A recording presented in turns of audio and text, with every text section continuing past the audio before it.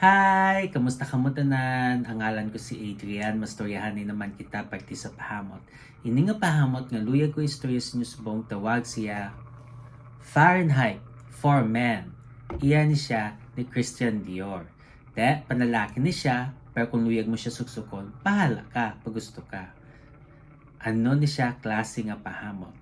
Bali, komplikado nga timpla sa mga bulak kag mga kahoy na amo na siya konsimutan, no?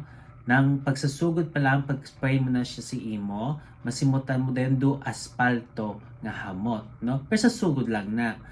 Pag nagmala na, okay na siya para sa imo. Namin na siya simutan.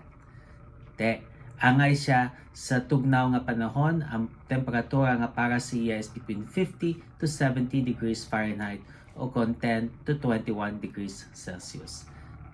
Ano ang iya nga mga nota?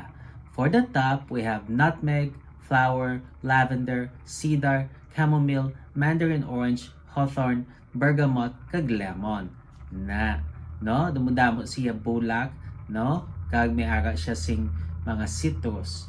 For the mid, we have violet, leaf, nutmeg, cedar, sandalwood, carnation, honeysuckle, jasmine, kag lily of the valley na may cedar liwat, masimutan mo gid ang iya nga pagkakahoy nga hamot.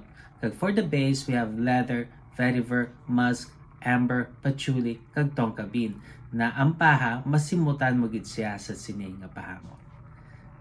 Kabay pa nga namian kamo sini nga pahamot, kag kung may iban pa kamo nga pahamot nga luyag istorya sa akon, ibilin lang sa comment section. Sa dason naman, bye-bye!